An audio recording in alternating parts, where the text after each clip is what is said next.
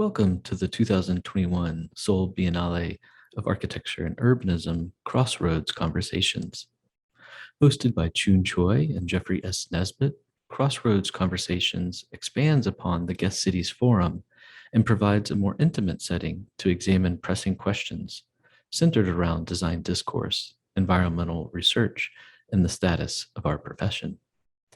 In this mini-series, we invite leading designers, architects, and urbanists from around the world to discuss contemporary topics across architecture, landscape, and society.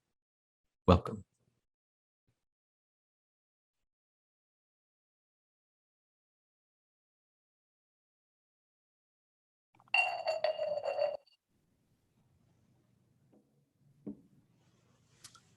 Welcome to Crossroads Conversations. This is a series of talks following the guest cities lectures and conversations from the 2021 Seoul Biennale of Architecture and Urbanism.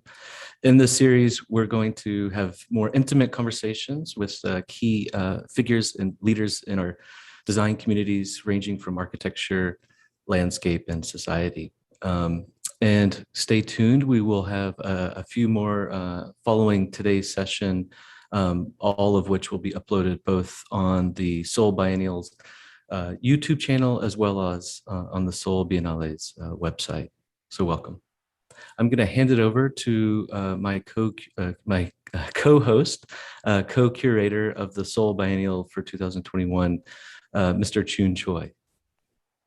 Thank you, Jeffrey. So welcome to our conversation series and welcome to our first guest, Professor Ho Chang. So we're very honored to have you as our first guest. And let me just, for those of the viewers who are not quite familiar with his background, introduce Professor Ho Chang briefly.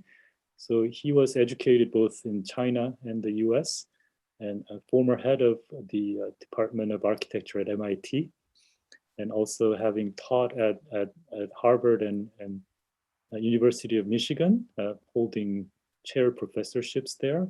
And most notably, he was one of the jury members of the Pritzker Prize from 2012 to 17. I'm not sure exactly what years. That's pretty close. Pretty close. Yes.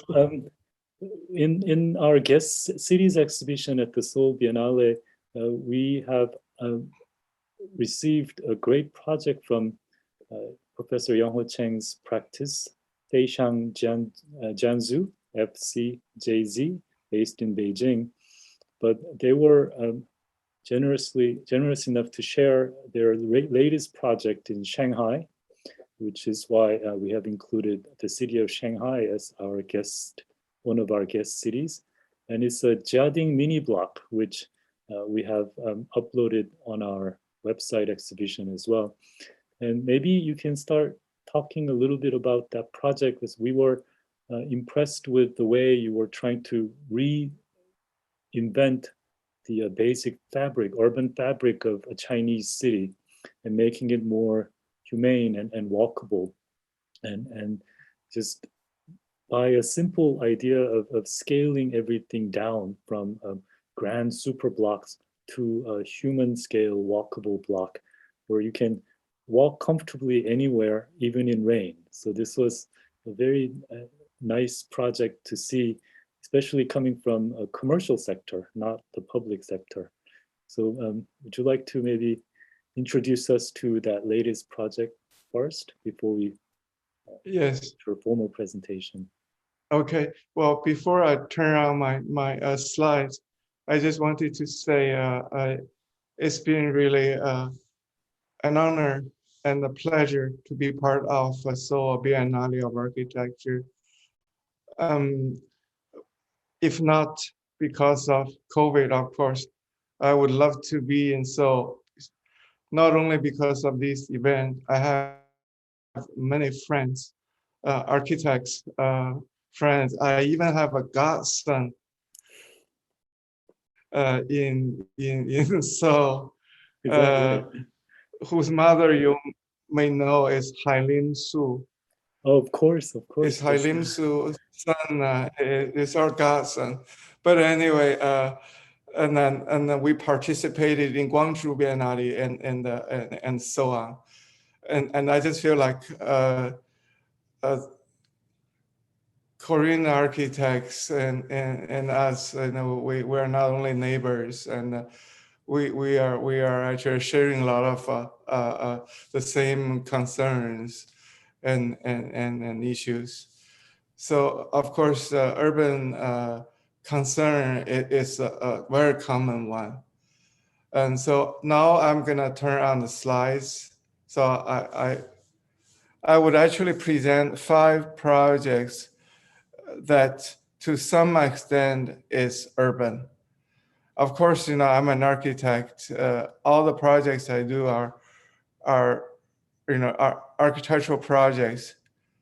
But again, so the urban concern is very much part of our thinking. So let me do this. Can I, because it says the moderator okay. is forbids me to share the screen.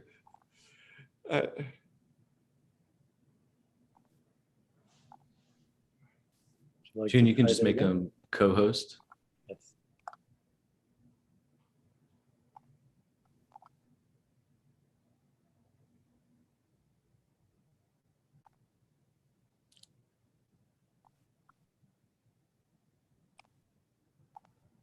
Should have tested this before, but would you like to try that again? Okay. Let's see. Yes. Now it works. Apologize. No. That's it happens all the time. So this is the cover page, and I already explained. Not I do have other projects, altogether 5 to share. And the first project, the urban design of really an industrial park.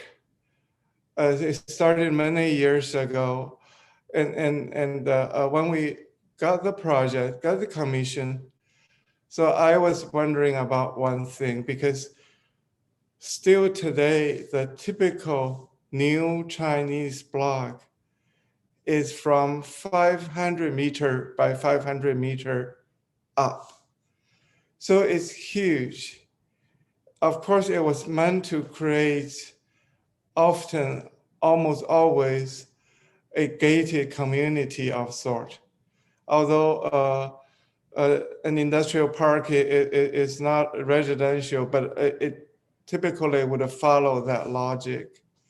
And then all the urban facilities, as well as urban transportations, public transportations, would stop at the gates.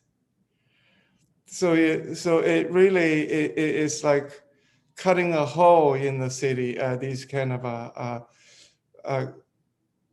mega block gated community.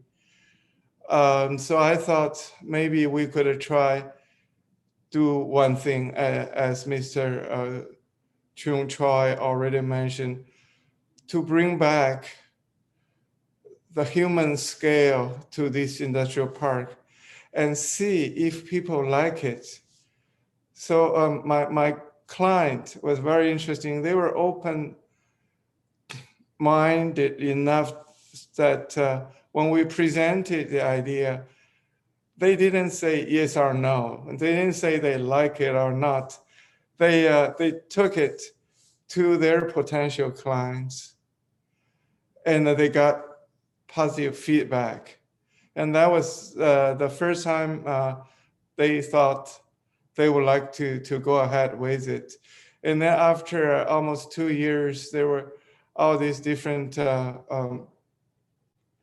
issues they have to resolve as the client.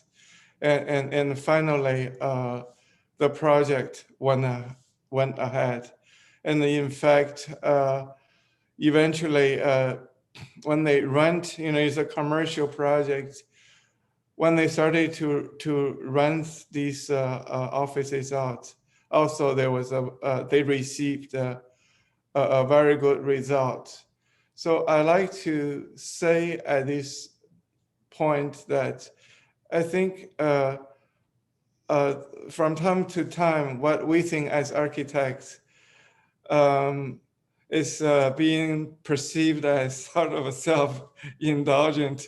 So we like to work on certain ideas, we push them. But I really think that, so we are trying to do something for the public, for the society, although without the 100% certainty people would accept them right away. And we got lucky with this one. But I think it's important also we hand out our knowledge as architects and also our beliefs as architects. So the project started with this simple idea. And then the question was, how small should we make it? And after all my time in the United States, I decided to follow the size of a block. I experienced, not only that I knew the town and I was there, that was Portland, Oregon. And the block in that, it's a small city, beautiful. And the block of that city, I found out was 40 by 40 meters. I don't even know the English systems. I don't know how many feet or yard, but anyway, so 40 by 40 meters. And I experienced it. It's a nice, intimate human block. So, okay, so that became the really the design for us. So what you see is the entire area we master planned. On the upper left-hand corner and is a part we also did architectural design. However, for the entire area, we did a design guideline. So other offices who were involved and follow the guidelines, of course. So all you see these blocks, and they are not all the same sizes apparently, but the typical one is 40 by 40 meters with a 10-meter street in the middle. Is of course, it's very radical for China because it's less than 10% of the typical size. So anyway, so to meet a market with diverse needs, so we designed each building with a different spatial organization as well as elevations. And then also it means that you see some of the blocks could easily be occupied by 2 offices or 2 companies or 3 or 4. And some blocks, mini blocks, are meant to be occupied by one bigger company. So that's the pretty much the you'll see at the lower right corner, that piece eventually it becomes greenery, and there's a final change for the master plan. So here we go. So you can see Jiading is kind of a satellite town for Shanghai. It's rather far, and it's probably an hour by car to get from center city of the city to this place. So we felt people not coming here only to work. They are coming here to spend the day. They are here to live. They spend half of the day, including the the time on the way back and forth. So they spend that much time to be here, so there got to be some living quality to this place. So that's where we're not making small blocks for the sake of making them small. We're making an office park more livable with a little central square. And then on the left, and then you see 4 mini blocks form a bigger compound with more public facilities, conference center, a hotel, also health related, like a gymnasium and other programs. So that's pretty much it. So you can see all the buildings are 4 stories. It also, it was against the trend of making a dramatic skyline going up and down. So it's a flat project. I don't know if it looks good from above, but it's certainly its experience. It is rather you'll see intimate, as I mentioned. So from top you see these streets and blocks, and we use a limited palette of materials. So mostly a brick. And then here you see the streets. We have 2 types of streets. One is shared by motor vehicles and pedestrians. We were trying to introduce the shared street idea from Holland. We didn't fully realize it, but you can see actually the street, it does not go just straight. It zigzags some so that the cars have to slow down. And then we have pedestrian streets with the landscape in the middle and with these urban furnitures and so on. So once it's occupied, so there are some limited parking on the, and then people, you can, as you can see, can enjoy the pedestrian areas. And around each block, or rather every block, there is a covered walkway, 3 meters wide, all the way around, so that people were easily to get out to walk around. So when we initially presented the project to the clients, the question we raised to the client is that, where do these people would get lunch? So in China, typically they get, probably not terrible, but they get a box lunch delivered to their office. It's probably quite convenient, but it really kind of lock people down in the office for a whole day. So we wanted to invite people to come out. So that was what we wanted to do. And then of course the client appreciated that idea. And then you see the ground floor is open for commerce, so convenience stores. It didn't develop as much commerce as we hoped, but it's getting there. So the whole industrial park, not to what extent, I don't know, but it started to be more like a town. And then inside of each block, there's always a courtyard. So there is a green heart for each mini block building. So that's about that project.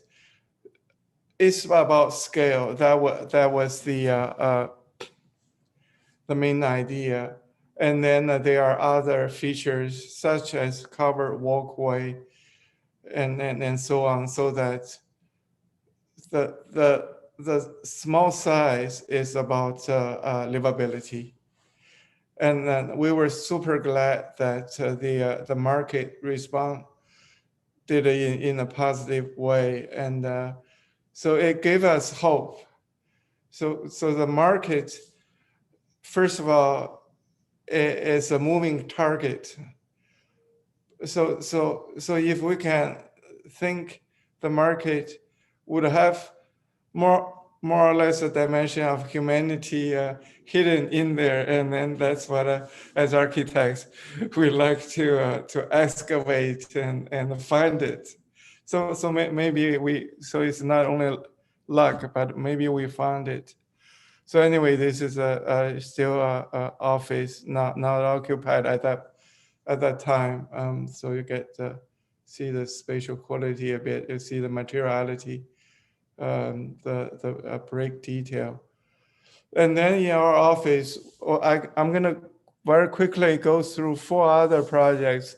One is very recent. It only opened 2 weeks ago.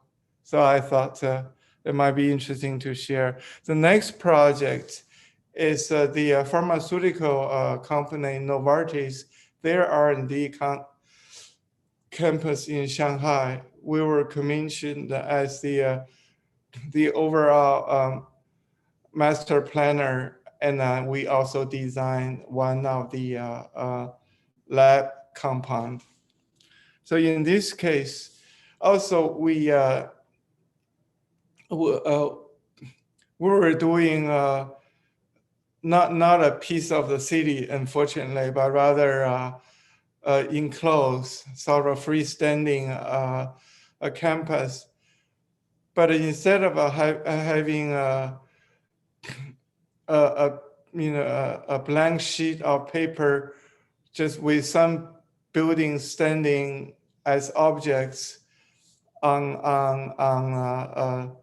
this tabula rasa. So we thought maybe we should at least make the campus itself a little more urban. So we borrowed an old Chinese idea of garden making, in this case, to make the whole grounds of this campus like a series of gardens and courtyards. So each building, office or lab would have their own courtyard, and then the entire campus would share a central big garden. So that's, you see the whole campus, the first phase, half of this project is like this much has been completed. So, and then each building was designed by a different architect. The landscape also is done by a different office.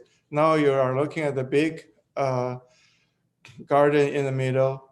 You see the buildings by this is by us, and this is by Liu Jiakun from Sichuan and Zhang Ke from Beijing. And this is by Aravina from Santiago, Chile, and so on. The canteen is by Kengo Kuma. Landscape is by West Ace from Holland, and so on. So that's the whole idea. So people would come out, would stay on campus longer when they work. Novartis says it's a really wonderful amenity program. Although I heard during COVID, of course, a different story, but otherwise, the campus is designed really for people to live. This is the compound we designed. On your left, it's a restaurant. And on your left, yes, on the right is the labs. So it means that people don't just work in their own office. They would go to maybe to a gym in the other compounds, or to come to this one for the restaurant. So you can see this is a restaurant. And then looking back, and here is the lab building. And inside of it, again, our concern is more the common area, the public space. People can walk and stay fit. It's pretty tall, 5 stories, but also people can meet. And so this whole stack of maybe a conceptual interior courtyards becomes a places people can work together or can rest on their own. And then we also used materials that would echo the traditional. For us, we also call the area Gangnam, but this is the south of Yangtze River. So that's another project. Use Chinese tradition as a way to master plan.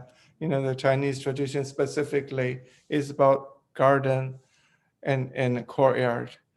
And this is the most latest one. It's a university campus. The university is called China Academy of Art. They have already 2 campuses in Hangzhou, and this is the 3rd one. So here we were involved in the design of education system because the president knew my background. He said, and then there were 2 other, it's a competition, 2 other teams. In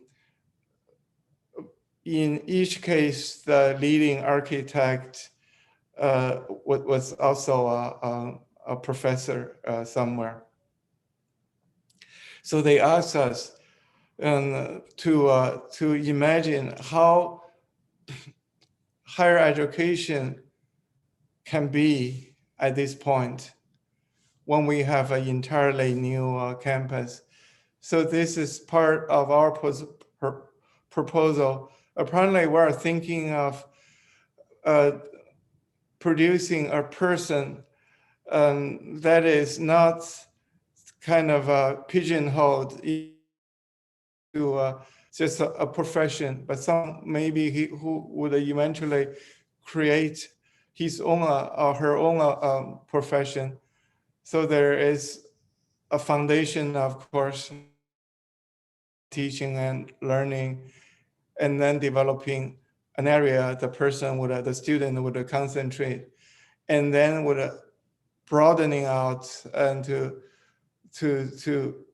a bigger vision, and then back to a concentration. So the word is in Chinese, and it means scholar. It means an educated person. Specifically, I'm sorry, this is all in Chinese, but basically saying, because it's art-based comprehensive university, to use mind and hand is super important.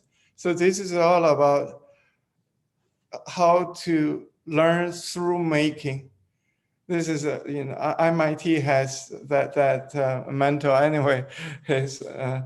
So anyway, and then how students also would learn in the dormitory. They would have their hobby clubs, but they work out as student-run courses. And this is more the traditional courses in theory and in general education. But here again, it's all about watching a movie in the cafe, and maybe have a little startup a shop selling their design work and so on. So we like to think it's not, again, a major they take. It's an opportunity they maybe come up their own career in some way. So because of that, we don't think the school should be divided into colleges and departments. should be one big school for 4,000 students. So the master plan has to do with this continuous open teaching, working studio space. And then, so the whole campus is covered by a mat building with dormitories directly on top, so that if they feel tired and noon, they could go up to take a nap if the students wish. And at midnight, they can come down to work on their projects. So it's a different, really a paradigm for campus in China. So that's the master plan. The white boxes are the dorms, and all the green buildings are either public or just teaching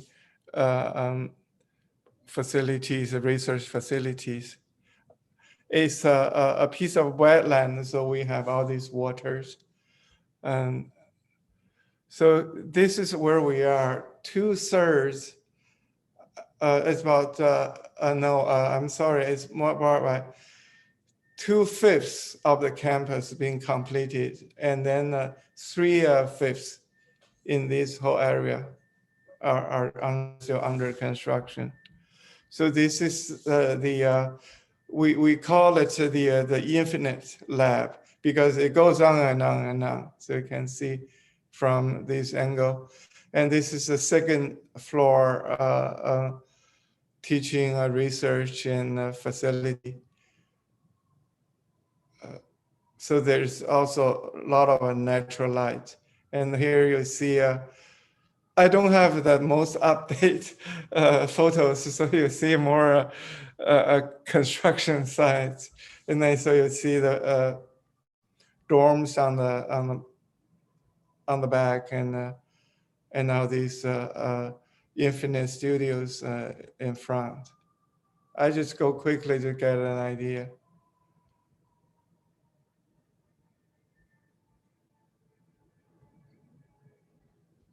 So anyway, the interesting part comes,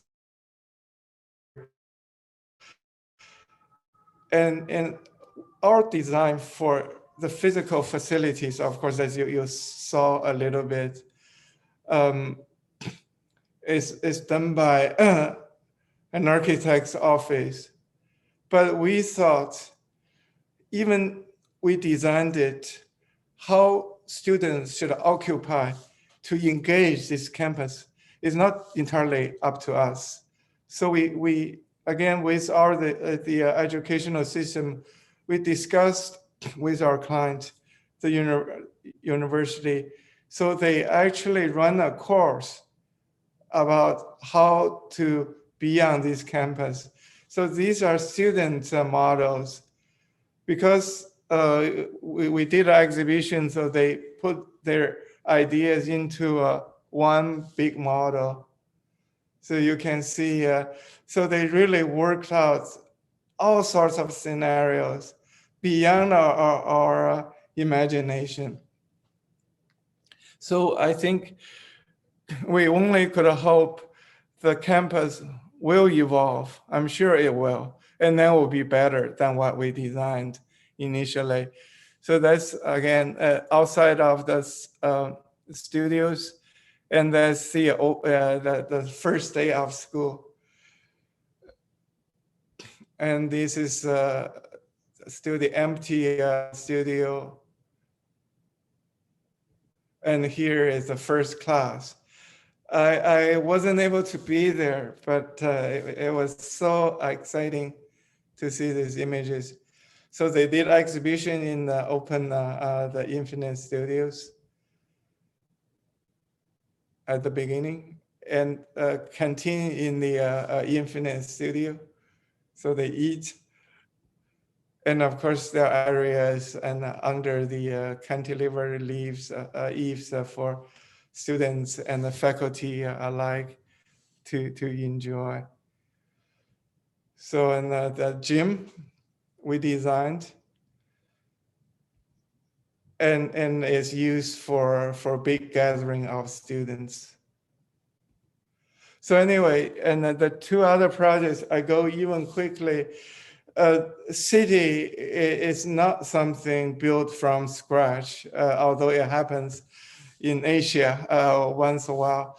So city is almost like us. It's a life that would grow, would change.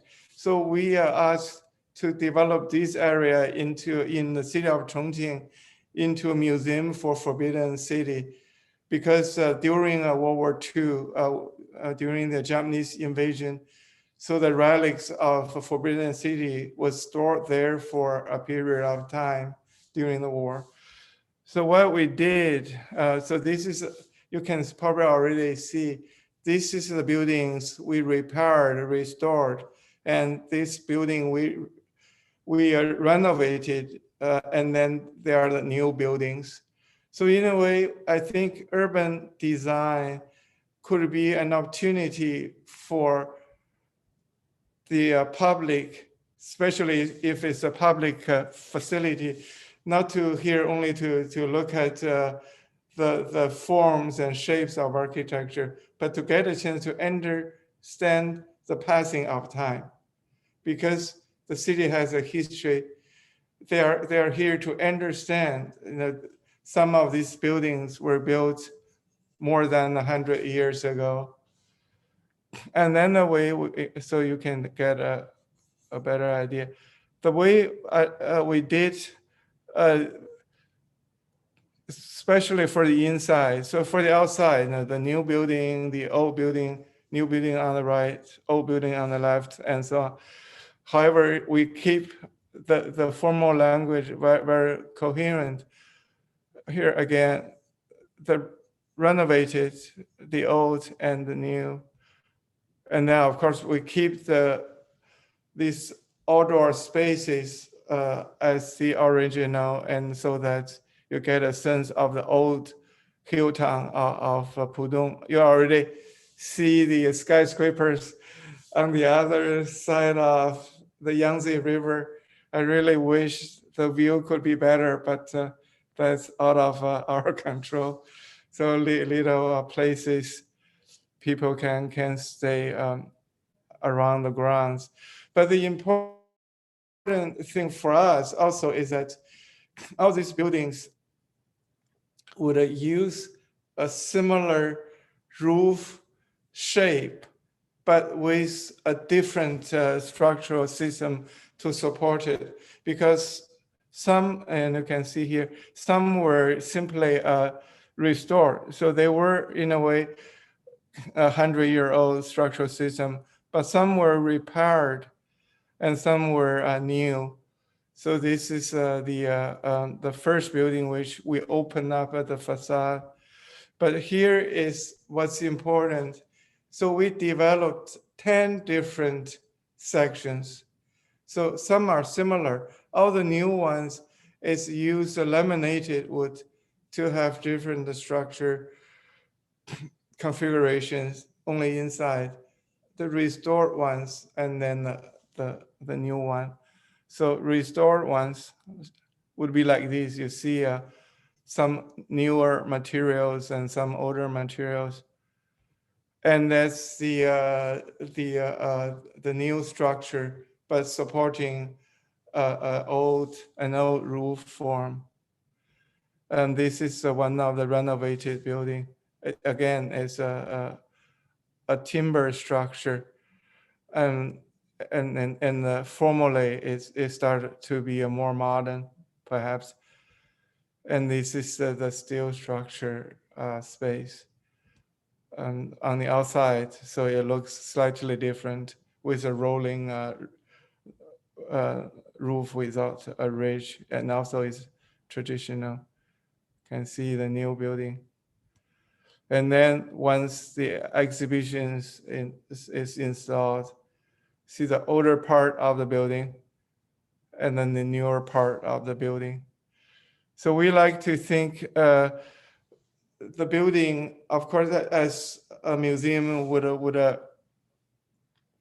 offer a content as this exhibition, but itself also is part of the exhibition.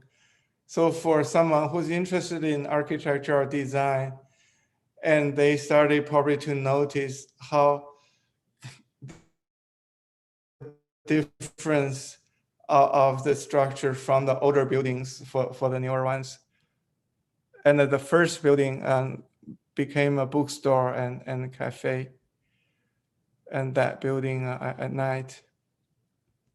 So anyway, the last one is in Hunan Jishou. It's art museum. It's a singular building, and it's right here.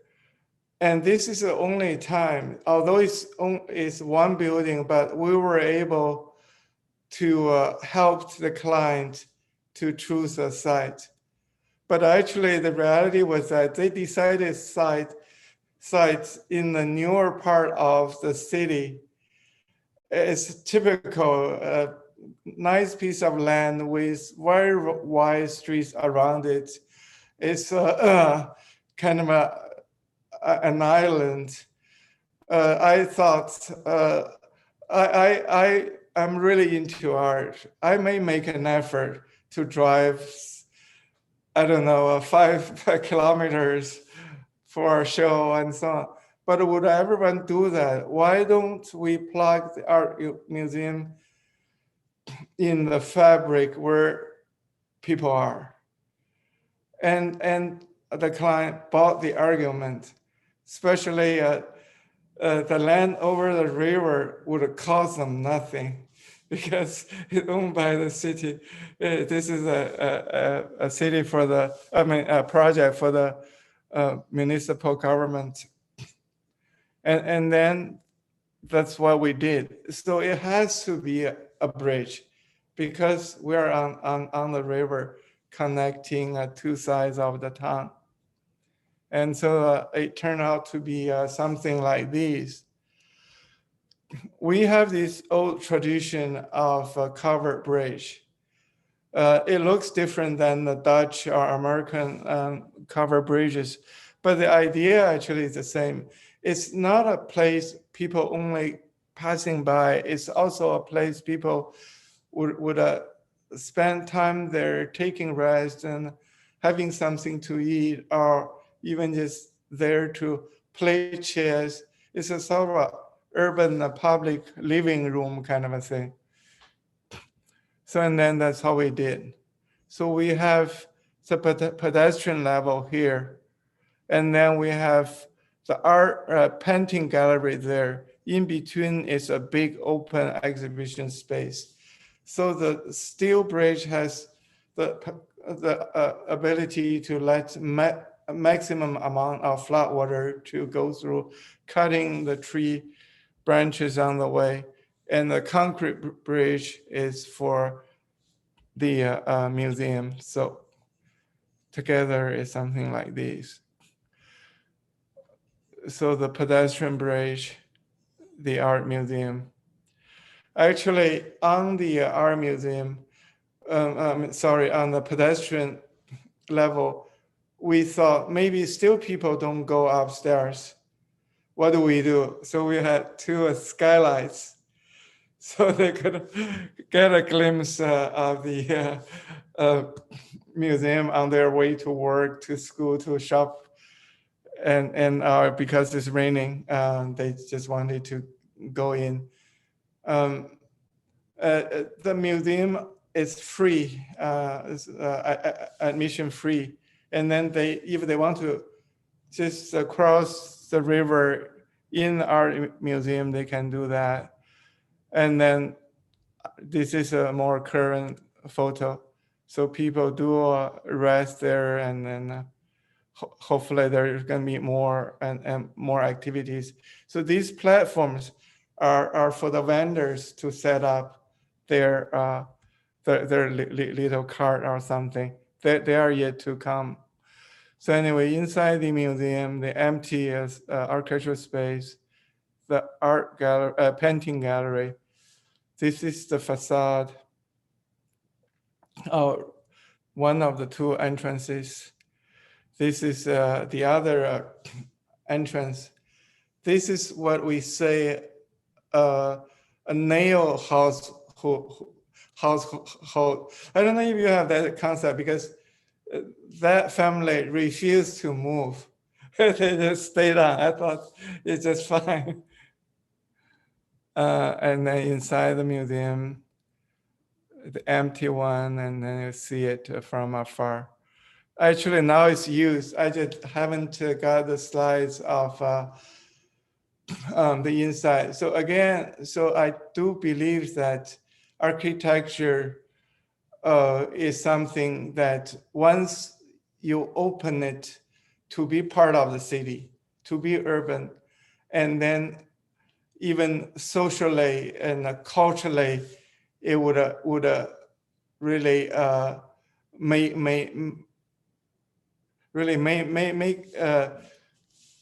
the architecture more meaningful. And it sounds like a big talk, but I think with the work we have been doing, and we are actually getting a little more optimistic.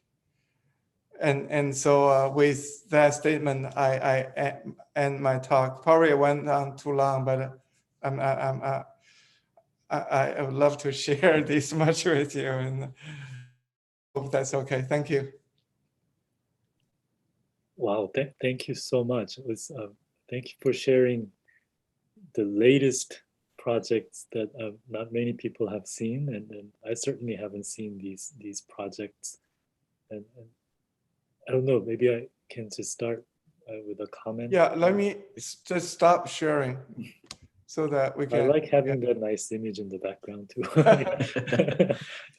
Thank you.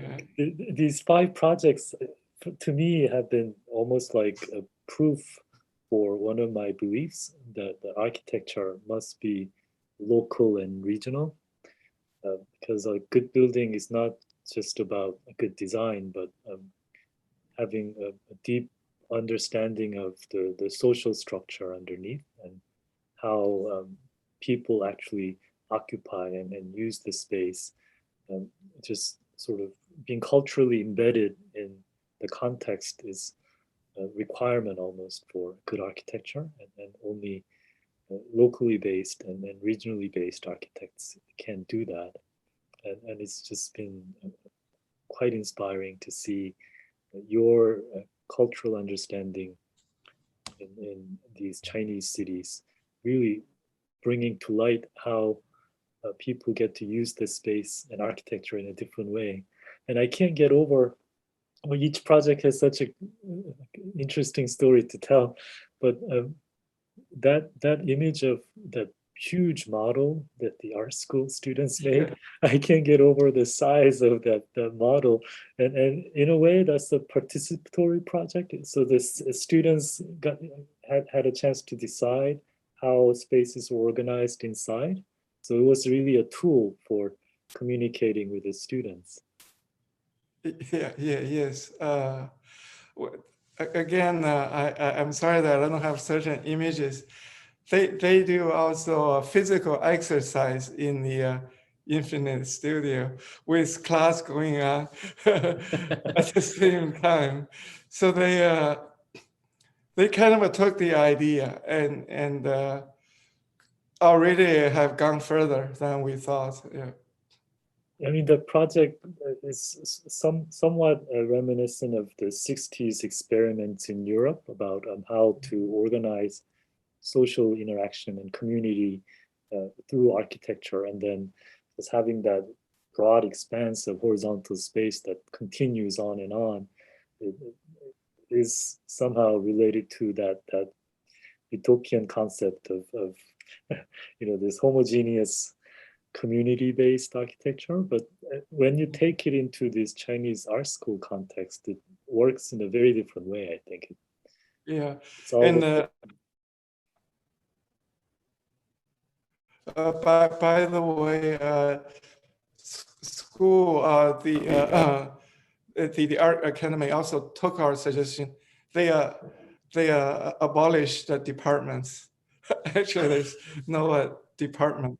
Oh, so now it's all unified into one organization. Yeah. So, That's fascinating, Professor Chang. It's really an honor to have you here, and I'm honored to be here with you. And again, thanks to Chun for the invitation to do these co-hosting events. I also was sort of fascinated by that model, but for perhaps a different reason. And it seems like you made a comment at the beginning that you were an architect, but the work is somehow for me almost in reverse. Like you see the city first, architecture second, and that model is a kind of a wonderful example of the fact that architecture is supportive of a public society as opposed to architecture as object or a spectacle. And somehow the beautiful work that you've presented is very sensitive to not just, as Chun had mentioned, the social needs and framework, but also aesthetics.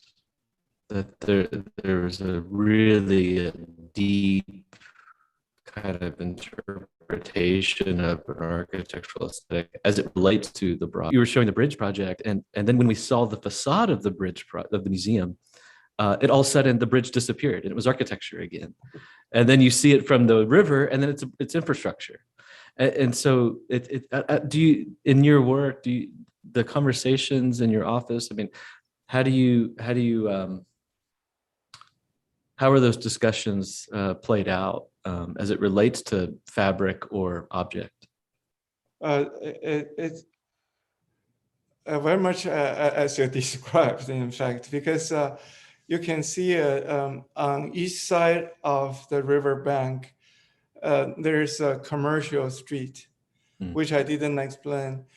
The town has some tourism. They want to develop it further. And then so along the street, there are restaurants, there are B&Bs, and the owners, they live upstairs, and so on. So we want our museum be part, it's over the river, but also be part of these streets. Although they're bigger, taller, I couldn't make them smaller. If I could, I probably would do it. But yet I used a similar material, the bricks, the river pebbles, and so on. And so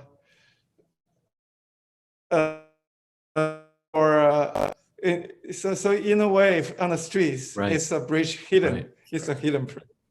And then, however, there's actually along the river, there's so many bridges, and they are of different forms. So this particular one, of course, is special because the bridge is part of the art museum, or the other way around. Right. And then locals would know, so it's not a problem. They know how to get to the bridge. And then I think would be fun for tourists to see with among all the different bridges, to see one is also treated this way. Right.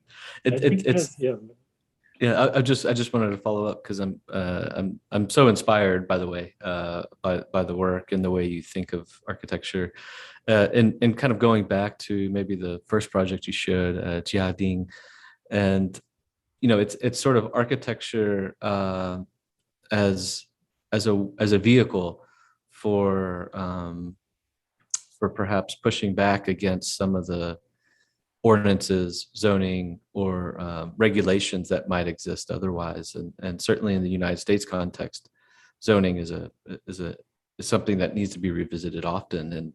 And it seems like the architecture is the vehicle for actually pursuing those differences to advance the cities into a contemporary context. And I don't know if that's a comment or an observation or a question, but there's something, there's a rising topic, I'm sure both of you realize, about the commons, architecture as commoning of space. And so much of your work seems to already have been doing that. And you're kind of on the front lines of that effort by the work that you've demonstrated here. So thank you for sharing. No, thank you for My comment on the Jiading Mini-Block is that you call it mini, but it seems like a huge project for most architects outside of China. So it keeps expanding too, it seems. But I think the sense of scale is different for Chinese architects. And I guess that was one of the questions I had about your practice, FCJZ. And I think the first monograph was called A Chinese Practice. So, yes. And it's supposed to be, I guess, reportedly the first private architectural practice in China. So I'd like to hear a little bit more about what you think defines a Chinese practice, and then how it might be different or has lessons for architects outside of China. When we published that book, the title was given by the editors. They were too French. I see. So they were, and anyway, so they were. We started early, so they thought maybe that name would help us to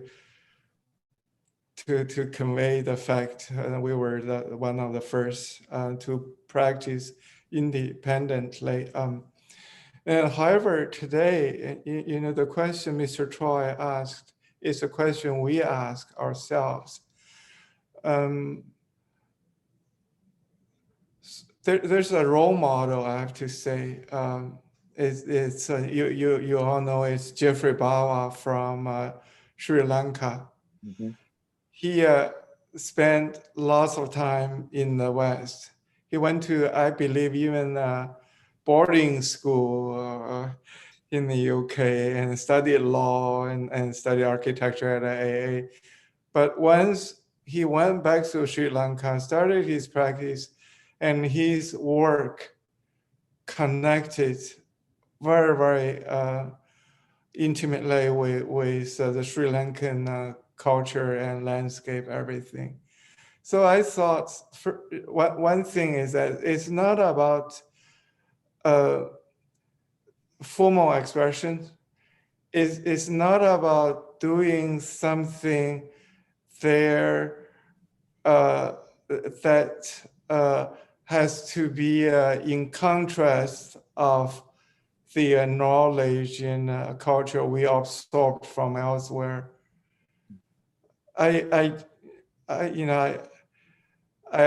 influenced by Bawa. I'm also very much influenced by Marcel Duchamp. I just didn't have a chance to say much about that. So I believe that not the globalization of economy, but at least it's the global exchange of ideas.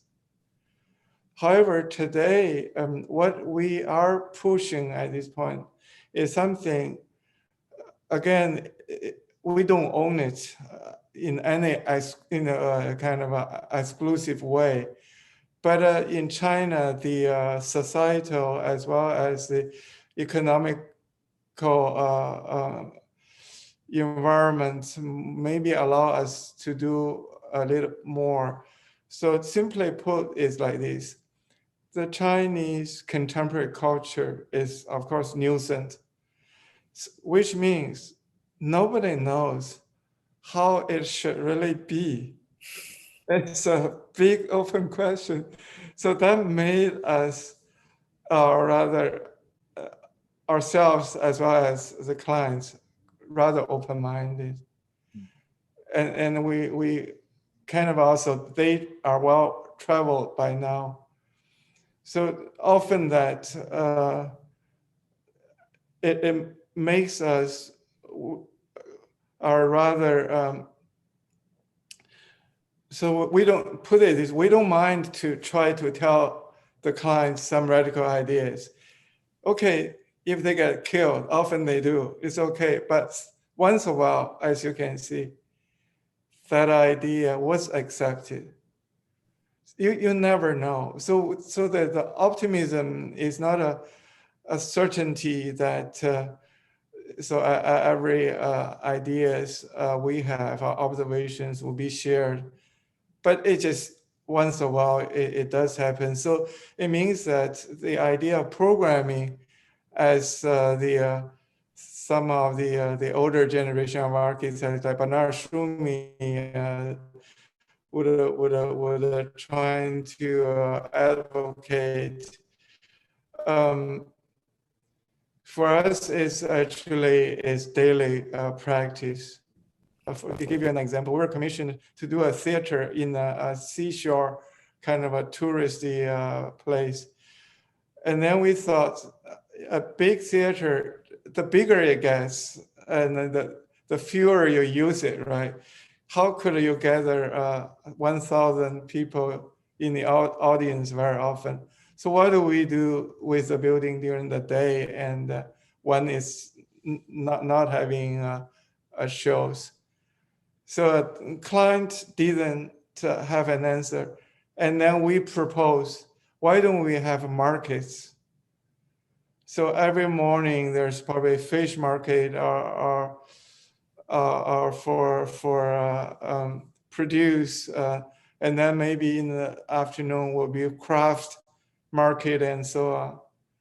And they bought the idea. So now we are doing a market theater. So that's something, I don't know it happens elsewhere. It must be some, but it happens now more in China. And is that a public project? No, it's not. It's No? private. Wow, Yeah. It's for a developer. very I interesting. think you explain it in such a way that it happened by chance, that they happened to accept your suggestions. But I think you should have another lecture on art of persuasion. Somehow your suggestions seem to go over very well with the clients.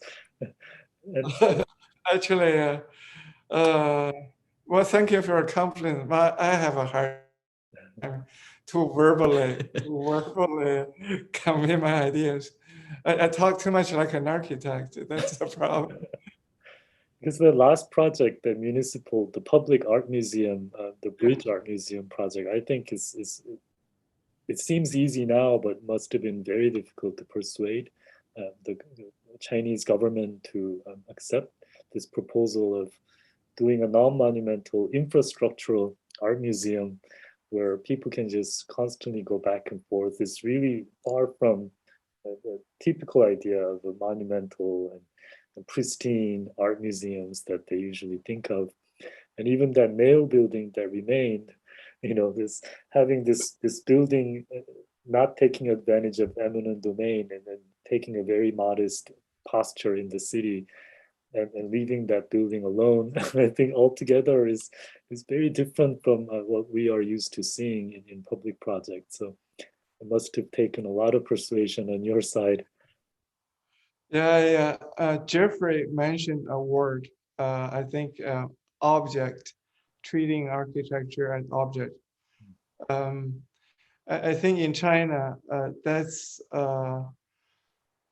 something it has gone really crazy, and people really do appreciate first just a figural building. So we have a lot of object buildings and would very much design as sculptures, and then they are appreciated as such. And we do fight against that trend because it ultimately it doesn't really justify the need of the people, the need of the city, and architecture. Let me tell you something. You please watch on the news once in a while. In matter of maybe weeks, there's a object building, one of the tallest in Beijing, with a dragon head shaped top. It just when it was built, and all the architects knew it was just outrageous and it's silly. and it's been there all along, but now they're the planning bureau of Beijing asked the owner to cut off the track. Is that right? Wow. I think so. It changes, the taste, the understanding of architecture and things. So now the government is stepping up as the arbiter of architectural taste in Yeah, Beijing. yeah, maybe they shouldn't do too much of that, but it's okay. They cut off the dragon head. Well, I think it's really for us to learn about, because they're ultimately powerful in their kind of architectural sensitivity, but they're collective in their sensibility, and it becomes really, perhaps, I hate to throw out references, but like Aldo Rossi's memory and the collective city, there's something that resonates in this work, and it's really powerful, that you don't have to be outrageous to be effective, and that's something I think we're learning as we're sort of turning away a little bit from postmodernism at its kind of the high postmodern version, and I think really and truly, I think practices such as yourself are the leading voices in the way in which we can move forward in the as you've already said, Professor Chang, a global economy. Because one of the challenges we find, and I think it was brought up even in our series, in our guest cities series, kind of pushing back against the generic city. So pushing back against the outrageous, but also the generic. And clearly you've done that very successfully. Thank you. Yes, I think it's time to wrap up. As Jeffrey said, I think our theme for this year's Biennale is Crossroads, and what kind of city do we want to live in the future? And I think you have certainly shown us one way of envisioning our future cities. So may we ask you for closing remarks, and maybe some greetings to the viewing public as well as students of Seoul National University. Okay, well, I have, I do have something probably I could share with the fellow architects and the students, and probably almost everyone at this point. I hope that COVID, the pandemic, would not make our city or architecture close down. Because I think, first of all, I know the pandemic is still raging and so on, but yes, it's gonna end. And I think we should imagine, although during the pandemic, how we really want to live afterwards. Even if pandemic is an issue, probably would visit us more often than we wish, I still think there's a way to organize our city so that it's not about locking down the entire city and so on. I can't say myself as a very optimistic person, but as an architect, I have to, otherwise I can't function as an architect. So I think that older city, newer city, formally speaking, of course, there are some different varieties, but yet at heart, do we all enjoy urban life? To walk down the street, to have a dinner in a tiny little restaurant with friends, do some shopping and visit cultural facilities and so on. If we do want that, we are gonna have a way to still achieve that. I don't think internet is the only solution. That's not a very ideal one anyway. But so that anyway, that's my message for everyone. So keep our hopes up and let's try all together. Hopefully this will be the last time we see you on Zoom. We'll be live next time. I hope so too. I love to visit. So, I want to visit Jeju. We had a project there invited by Song Ha-sang, but so I visited. I had a very short visit. It's during 2 days with very thick fog. So I was in Jeju. I didn't see Jeju. I still want to see that place, that beautiful place. You have to come back. Yes. Okay. Well, Professor Chang, thank you for joining us. Thank you. Thank you. Thank you for your time. Okay, so